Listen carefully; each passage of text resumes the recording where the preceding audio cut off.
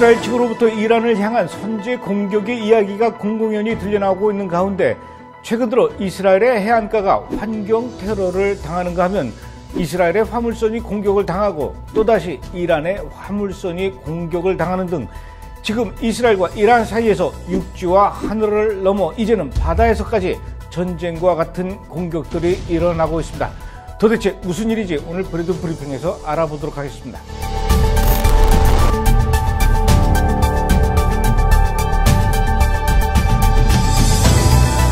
지난 2월 17일 이스라엘의 아름다운 지중해변 근처에 살고 있는 이스라엘 사람들이 평소와 마찬가지로 바닷가에서 조깅을 하기 위해 해안가에 도착했을 때 그들은 모두들 기겁하지 않을 수 없었습니다. 왜냐하면 그곳이 1,000톤 이상의 시꺼먼 타르로 뒤범벅이 되었고 또 그 타르에 덮인 물고기 떼가 사체로 떠올랐기 때문이죠. 심지어는 몸 길이 17m의 거대한 긴 수염고래가 죽은 채 떠밀려오기도 했었고 바다 거북 등 동물들과 조개류가 모두 폐사해서 여기저기 널브러져 있는 것을 목격하게 된 것입니다. 1948년 이스라엘이 건국한 이후 가장 끔찍한 환경오염 문제가 발생한 것이었습니다. 그러나 이스라엘의 환경보호부 장관 길라 감리엘은 곧바로 이것이 단순한 실수에 의한 기름 유출이 아니라 이스라엘을 향한 환경 테러 시도이며 그 배후에는 이란이 있다고 주장을 했습니다. 환경보호부 장관은 이번 환경오염 사고를 왜 이란의 소용이라고 주장하는지 그 근거는 과연 무엇일까요? 도대체 누가 왜 이런 기름 유출 사고를 일으켰는지 이스라엘 정부가 그 원인 제공자를 찾아 나선 것은 당연한 일이죠. 이스라엘 환경보호부는 해변에서 50km 떨어진 해상에서 처음 기름 유출이 목격되었다며 그 부근을 지나던 선박 10여 척을 대상으로 조사를 했습니다. 그리고 이스라엘 전문가 팀에 의해 실시된 조사에 의하면 에메랄드라는 이름의 리비아 선박에 수상한 행적이 드러났죠. 이 에메랄드 선박은 이란에서 시리아로 석유를 불법 수송하고 있었습니다. 이 배는 이란 하르그 섬에 석유를 싣고 페르시아만과 홍해를 거쳐 수에즈 운하를 통과했는데요. 그런데 이 배는 이란의 항구를 떠나서 홍해로 들어올 때까지도 위성 자동 식별 장치인 AIS를 끄고 운항하다가 수에즈 운하를 통과할 때만 잠시 다시 위성을 켰다가 이스라엘 앞바다를 지날 때에는 또다시 자동 식별 장치를 끄고 운행했다는 것입니다. 그리고 에메랄드호가 2월 1일과 2일 이스라엘 항구도시 하이파 앞바다에 이르렀을 때 바로 그곳에서 기름을 일부러 방출했다는 것입니다. 그때까지만 해도 이스라엘 사람들은 자기들의 앞바다에서 이런 일이 일어났는지도 모르고 있다가 그로부터 약 보름이 지난 2월 17일 겨울 폭풍이 타르층을 이스라엘 해변으로 몰고 와서 시꺼멓게 뒤덮은 뒤에야 비로소 알게 된 것이죠. 그렇다면 도대체 에메랄드호의 정체는 과연 무엇일까요? 미국의 전 대통령이었던 도널드 트럼프는 그 전임 대통령이었던 버락 오바마가 이란과 맺었던 핵 합의를 2018년 5월 최악의 협상이었다며 일방적으로 파기를 선언하고 탈퇴를 했었죠. 뿐만 아니라 그 후에 미국은 이란을 향해 더욱 강력한 경제 제재를 하게 되는데 이란산 원유 수출을 규제하고 미국의 동맹 국가들에게 이란산 원유를 구매하지 못하도록 하게 했습니다. 그리고 강력한 국제금융 제재를 하는데 이전에 이란으로부터 원유를 사들이고 대금을 갚기 위한 송금 등 금융 거래도 강력하게 금지시켰었습니다. 그러니까 이란은 판매했던 원유 대금도 받지 못하는 사면초가의 상황이 되었고 이란의 경제 사정은 아주 피폐해졌습니다. 이런 상황에서 이란이 생각해낸 것이 바로 시리아의 원유를 몰래 밀수출하는 것이었습니다. 그리고는 그 원유를 이란으로부터 사들인 시리아는 원유 대금을 이란에 직접 전달하는 방식이 아닌 이란의 대리 세력인 레바논의 헤즈볼라에게 대금을 전달하고, 헤즈볼라는 그 돈을 이스라엘을 공격하기 위한 테러 자금으로 사용하고 있었던 것이죠. 그러니까 이란은 미국의 원유 수출 제재 이후에도 몰래 시리아에 원유를 보내고 있었던 것이고, 그 원유를 밀수출하기 위해 이란의 항구와 시리아의 항구를 몰래 다녔던 유조선이 바로 에메랄드호였던 것입니다. 그리고 이렇게 몰래 다녔던 선박이 단지 이것 하나뿐이었을까요? 그 선박들이 단지 기름만 싣고 다녔을까요? 당연히 아니겠죠. 이란이 중동의 여러 국가들에게 판매하기 위한 무기가 실려있는 선박들도 있었습니다. 이것을 이스라엘 측이 몰랐을 리가 없지요. 이스라엘이 어떤 나라인데요? 모두 알고 있었습니다. 그래서 미국 월스트리트 저널의 최근 보도에 따르면 이스라엘이 해군 지뢰 등 무기를 이용해서 2019년 말부터 이란산 석유를 불법으로 시리아로 운반하는 선박 12척을 홍해와 지중해 공해상에서 공격한 것으로 추정되는데, 그중에 3차례의 공격은 2019년도에 발생했다, 이렇게 보도했습니다. 또 다른 해운 전문가는 지난 해인 2020년 한 해에만도 6차례 이란 화물선이 공격받았다고 전했습니다. 이 전문가는 지난 2월 레바논에 정박 중이던 이란 유조선에도 이스라엘 공작원들이 선체 부착 폭탄을 설치했다고 주장을 했는데요. 물론 이런 일들은 이스라엘 측에서 공식적으로 확인한 바가 없으며 공격을 당한 이란도 공식적으로 이야기하지 않고 있는 상황입니다. 하지만 영국의 유력 일간지 더 타임스는 이스라엘의 정보기관 모사드와 이스라엘 군 정보 당국이 공동으로 시리아행 이란 선박을 식별 그리고 추적했을 것이며 해군 특수부대가 이 작전을 수행했을 것이라고 추정하고 있습니다. 게다가 이스라엘은 지난해 이란의 나탄즈 핵시설을 공격한 것에 이어 모센 파크리자대 이란 핵과학자를 암살한 일이 있었습니다. 그에 따라 이란도 이스라엘을 향한 복수를 다짐하며 이를 공개적으로 천명해 왔었는데, 이번에 에메랄드호가 이스라엘의 앞바다에서 일부러 기름을 유출시킨 것도 바로 그런 이스라엘의 공격에 보복하기 위한 차원으로 이루어진 것으로 보는 것이죠.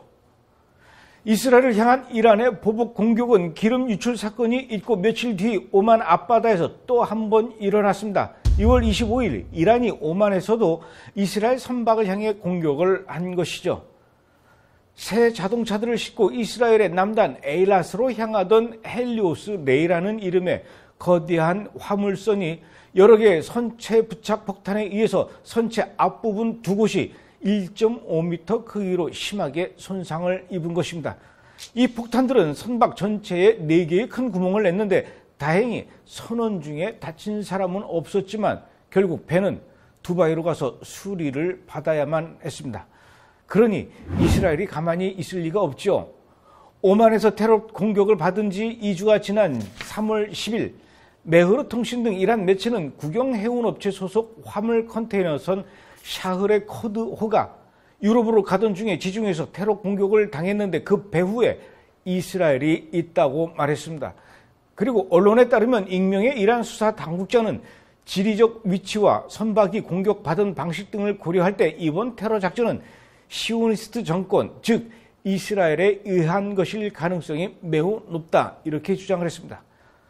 이스라엘 정부는 이번 사건과 관련해서 공식적으로 아직까지 언급하지 않고 있습니다. 다만 베니 간츠 이스라엘 국방장관은 3월 13일 한 행사에 참석해서 이란이 영내 세력들에 지속해서 무기를 제공하고 있다며 우리는 이런 무기 공급 등을 저지하고 있다, 이렇게 밝혔습니다. 그런데 여기서 얼마 지나지 않아 또다시 이란의 공격이 이어졌습니다. 3월 25일 이란이 오만만 인근 해역에서 이스라엘 선사 소유 컨테이너선에 미사일을 발사한 것이죠. 다행히 공격으로 인한 손상은 경미하고 인명피해도 없었다고 합니다.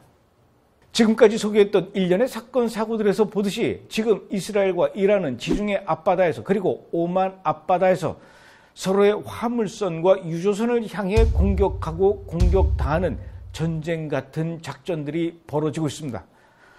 앞서 설명해드린 것처럼 이란은 미국과 국제사회의 강력한 경제 제재로 인해서 심각해진 경제 난국을 해결하기 위해 시리아와 원유 거래를 계속해서 은밀히 해오고 있었습니다.